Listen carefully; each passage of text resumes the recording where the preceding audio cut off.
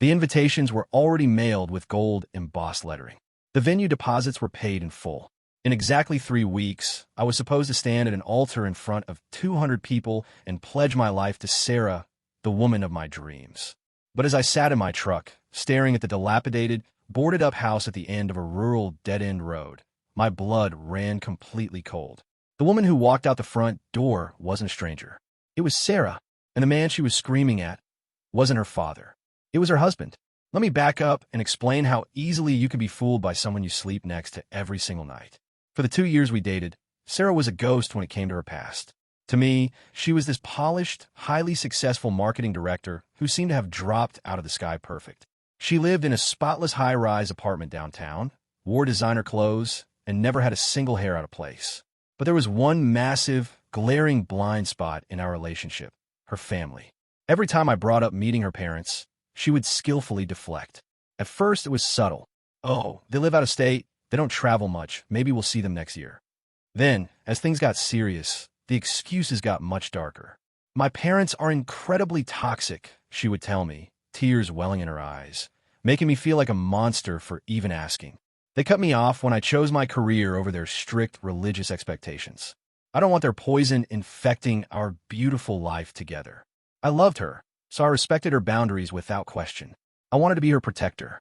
I thought I was saving her from a traumatic past. I had no idea she was actually saving herself from me, finding out the twisted truth. The cracks started showing right after I proposed. We were planning an extravagant $40,000 wedding. My parents were contributing a large chunk of the budget, and they naturally wanted to at least send a courtesy invitation to her family, even if they knew they wouldn't attend. When my mother gently asked Sarah for an address, just to send a formal announcement, Sarah completely snapped. It wasn't just a polite refusal. It was a visceral, panicked rage. She screamed at my mother, threatened to elope, and said she would cancel the whole wedding if my family ever brought her parents up again. That reaction didn't sit right with me. It wasn't the reaction of someone who had simply moved on from a bad childhood. It was the terrifying reaction of someone terrified of being caught. A week later, my world started to unravel. Sarah left her iPad unlocked on the kitchen island. A notification popped up from an unsaved number. It just said, "The bank is threatening foreclosure again. You promised you'd send the check this month." I know I shouldn't have snooped, but my gut was screaming at me that something was deeply wrong. I opened the messages. For months, Sarah had been secretly transferring thousands of dollars, money we were supposed to be saving for our future house, to this mysterious number. I scrolled up through the chat history. The messages were bizarre. They didn't read like a toxic parent demanding money. They read like a desperate hostage situation. "The kids are asking where you are," one message said. "You haven't visited them in 3 weeks. Wait, kids." My heart hammered against my ribs, so hard I thought I was going to be sick. I wrote down the phone number and ran it through a basic background check website. It came back registered to a man named David Miller. Along with the name, it gave me a current residential address, a small, run-down rural town about 2 hours outside the city limits. I didn't confront her right away. Not yet. I needed to see it for myself. The next morning, when Sarah kissed me goodbye and left for her corporate retreat for the weekend, I got in my truck and drove. I told myself I was being paranoid. I told myself it was an estranged brother she was bailing out of trouble. But when I finally pulled onto that dusty, unpaved road and parked a block away from the address, the truth hit me like a freight train. The property was a mess. Plastic toys scattered across the overgrown lawn, a rusty minivan parked in the dirt driveway. And walking out the front door, wearing stained sweatpants and carrying a toddler on her hip, was the woman I was supposed to marry in 21 days. I sat in my truck, completely paralyzed. I couldn't breathe. I watched as the man from the background check, David, walked out onto the sagging wooden porch. He looked exhausted, wearing a faded mechanic's work shirt with grease stains on the collar. Sarah smiled at him, a genuine, comfortable smile. She handed him the toddler, gave him a tired, domestic peck on the cheek, and started pulling plastic grocery bags out of the rusty minivan. This wasn't an estranged family she had run away from. This was an active, functioning marriage. She wasn't a high-stakes corporate retreat negotiating contracts. She was playing weekend housewife 2 hours away from the $4,000 a month downtown apartment I paid for. Every instinct in my body screamed at me to kick open the door of my truck, march up to that porch, and demand answers. But a colder, sharper voice in my head told me to freeze. If I confronted her right now, with zero physical proof, I would look like a crazy, paranoid stalker. She was a master manipulator. She would spin it, cry, make up a lie about it being her sister's kid, and I would end up apologizing to her. I needed undeniable, apocalyptic proof. I put the truck in drive and drove back to the city in complete silence. My hand was shaking so badly I could barely grip the steering wheel. When I got back to our pristine, quiet apartment, it felt like a crime scene.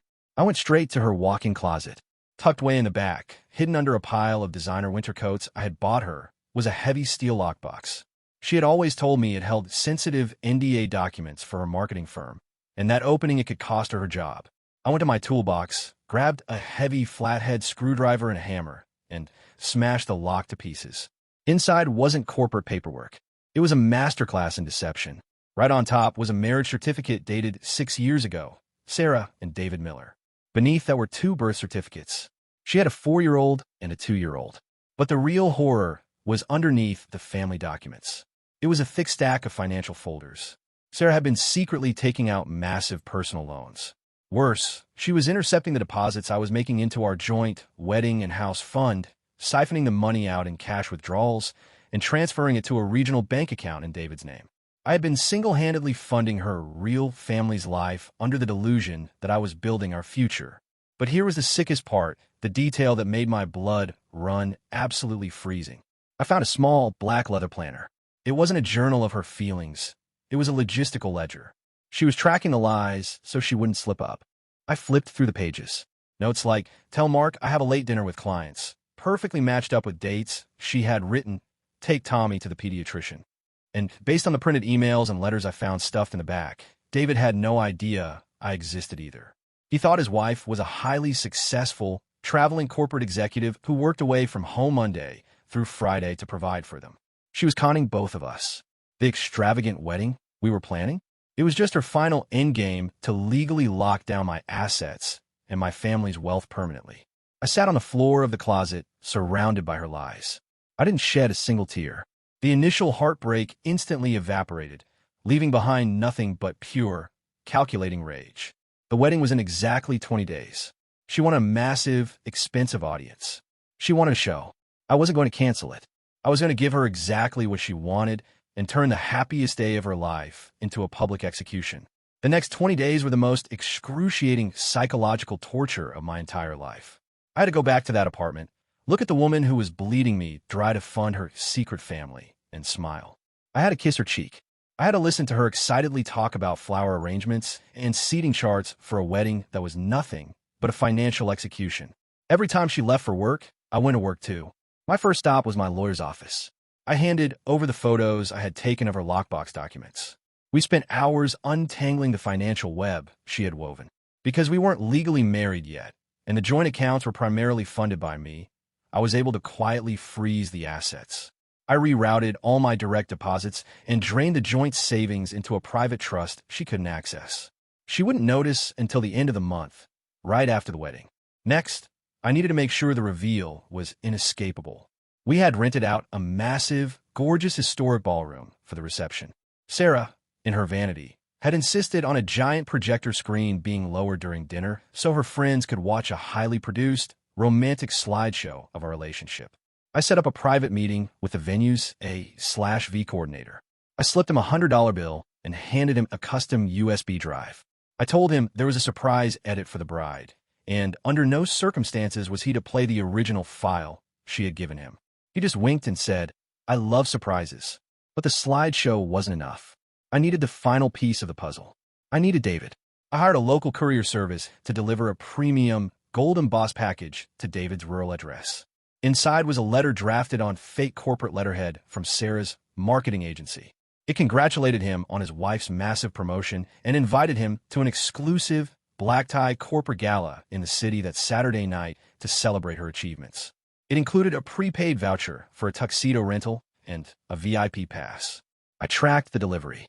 He signed for it. The bait was taken. Saturday morning arrived. The air in the city was crisp and clear. The venue looked like something out of a magazine, dripping with white roses and crystal chandeliers. My parents were glowing with pride, greeting the 200 guests who had flown in from all over the country. I stood at the altar in my tailored tuxedo, feeling absolutely nothing. No nerves, no hesitation, just the cold, steady heartbeat of a man about to detonate a bomb. When the string quartet started playing and the doors swung open, a hush fell over the room. Sarah walked down the aisle. She looked like an absolute angel. The perfect dress, the perfect veil, the perfect tears welling in her eyes as she looked at me. It was an Oscar-worthy performance. She held my hands at the altar. Her hands were warm and soft. "You look beautiful," I whispered to her. "I can't wait to be your wife," she whispered back, completely unaware that her actual husband was currently pulling into the venue's parking lot, holding a VIP pass to a corporate gala that didn't exist. The officiant began the ceremony. He talked about honesty, about the foundation of trust, about two lives becoming one. I just kept staring into Sarah's eyes, watching the absolute confidence in her gaze. She thought she had won. She thought the finish line was just seconds away. Then the officiant asked the question, "If anyone knows any reason why these two should not be joined in holy matrimony, speak now, or forever hold your peace." The room was dead silent. Sarah squeezed my hands, a triumphant little smile playing on her lips. I didn't look back at the audience. I just pulled my hands out of hers, took a half step back, and pulled the wireless microphone out of the officiant's hand. "Actually," I said, my voice echoing through the massive cathedral speakers, "I have a few reasons." The gasp that ripped through the cathedral was deafening. 200 guests inhaled at the exact same time. Sarah's triumphant smile instantly vanished, replaced by a mask of sheer terror. She reached for the microphone, her voice trembling. "What are you doing? Stop it. You're ruining the ceremony." "No, Sarah," I said, stepping away from her grasp, my voice booming through the speakers. "I'm saving the rest of my life." I looked past her toward the back of the ballroom and gave a sharp nod to the A/V booth. "Roll the slideshow, please." The lights dimmed. The massive projector screen we had paid thousands of dollars for slowly lowered behind the altar. But instead of the Ed Sheeran song and the montage of our vacations she was expecting, the screen flashed stark, blinding white. The first slide was a high-resolution scan of a marriage certificate. Sarah Elizabeth Miller and David James Miller. Dated 6 years ago. The crowd erupted into confused murmurs. My mother stood up from the front row, her hand over her mouth. "For those of you who don't know," I announced calmly into the mic, pointing at the screen, "my beautiful bride is already married. In fact, she has 2 wonderful children living just 2 hours from here." Sarah lunged at me, tears streaming down her face, her perfect makeup ruining. Turn it off. Turn it off right now." "I can explain, please," she shrieked, no longer playing the victim, but sounding like a trapped animal. "Next slide," I commanded. The screen changed to a massive spreadsheet showing her secret bank transfers. Thousands of dollars siphoned from our joint house fund straight into her personal accounts. She told me she was a high-powered executive. She told her husband she traveled for work. I explained to the paralyzed audience. But the truth is, I've been entirely funding a secret family she hid out in the country, while she drained my savings to pay off her own debts. "You're a monster," she screamed at me, completely dropping the innocent bride persona. "You have no idea what you're doing." Actually, a deep, confused voice echoed from the back of the cathedral. "I think he does." Every head in the room snapped toward the massive oak doors at the entrance. Standing there, wearing a slightly ill-fitting rented tuxedo and clutching a VIP gala invitation, was David. He looked at the flowers. He looked at the 200 guests. Then his eyes locked onto the altar. He saw his wife, the mother of his children, standing in a $5,000 wedding dress, completely frozen in horror. "Sarah," David's voice broke. He walked slowly down the aisle, completely ignoring the crowd. "You told me you were getting an award tonight. What is this?" Sarah couldn't speak. She looked at me, then at David, her jaw opening and closing with no sound coming out. The master manipulator had finally run out of lies. The 2 distinct worlds she had carefully kept apart for 2 years had just violently collided in front of an audience of 200 people. I walked down the altar steps and met David halfway down the aisle. I handed him the microphone. "She's all yours, David," I said quietly. "Oh, and Sarah? One last thing." She looked up at me, her eyes completely vacant, her world entirely shattered. "I moved all my money into a private trust this morning," I smiled. "The caterers, the florists, and this venue? I only paid the deposits. You're legally on the hook for the remaining $40,000. Consider it my wedding gift." I didn't wait to hear her response. I didn't stay for the screaming match that erupted between her and David. I I just turned my back, walked out the side exit of the cathedral, and got into my truck. The air had never felt so crisp. The sky had never looked so clear. Narrator tone shifts slightly to directly address the YouTube audience. Music fades up into a dramatic, satisfying beat. Sometimes the trash takes itself out, but sometimes you have to pack it up and put it on display for everyone to see. If you love this story of ultimate karma, hit that like button and tell me in the comments what you would have done if you found that lockbox. Don't forget to subscribe to Vengeance Diary and ring the bell, because I'll be back next week with another true story of a toxic family getting exactly what they deserve. Until next time, stay vigilant.